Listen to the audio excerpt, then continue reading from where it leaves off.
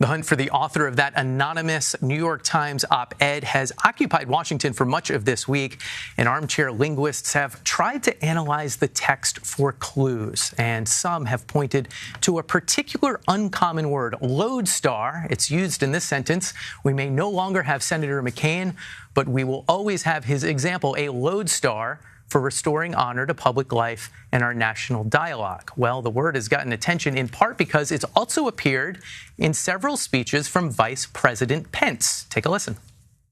And we will continue to act with vigilance and resolve as our lodestar.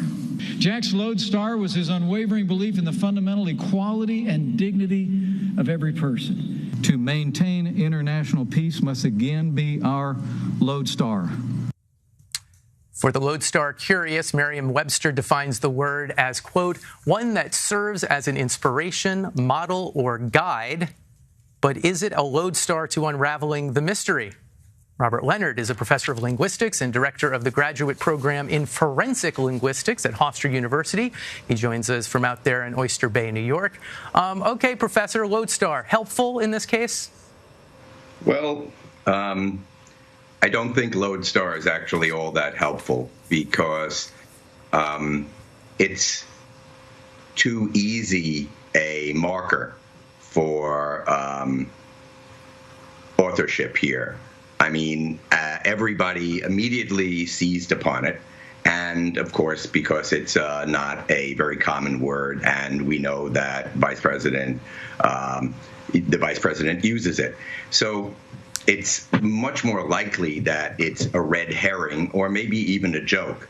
The thing you have to always remember with anonymous documents, and I'm much more used to death threats and things like that than I am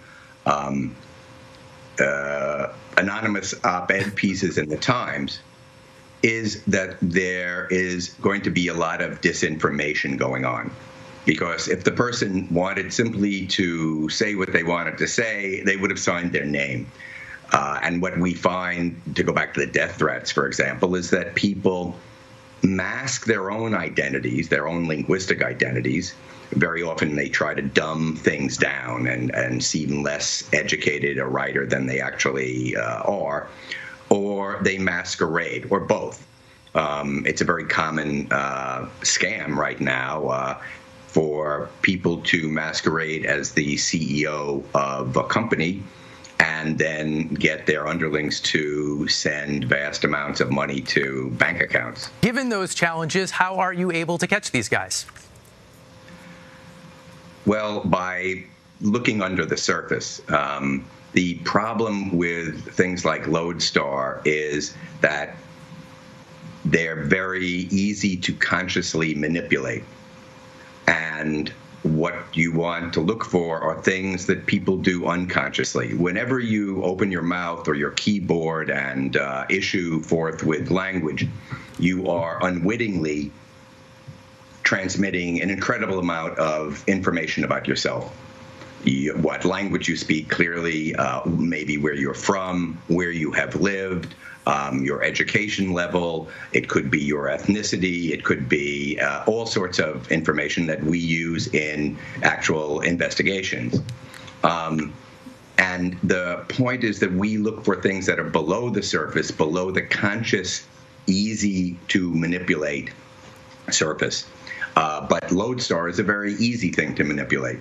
Is there anything in the op-ed that jumped out at you? And maybe to get straight to the point, do you think, based on what's in the op-ed, we'll be able to figure out who wrote it? The way that we will be able to certainly figure out who wrote it is, one, we have to assume that one person wrote it. Two, that it was not very heavily edited by the folks at the New York Times.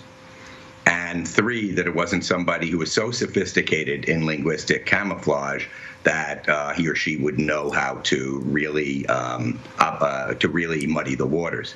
When I look at this, if I were to imagine that it was a candid thing being written and not a very highly engineered document meant to stir up as much fireworks as possible, I instantly see things that well, that maybe don't jump out as much as Lodestar. For example, it is replete with alliteration.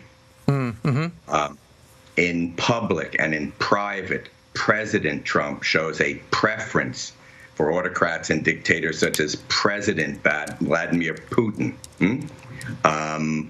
Off the rails, repetitive rants, policy, principles, etc. Cold, comfort, chaotic, and nice, a little bit off alliteration. So here in, 1,000 words, we have 1, 2, 3, 4 very, very alliterative phrases, highly scripted phrases. Now, maybe this is because that the person who actually wrote this in her or his life loves alliteration and always uses it.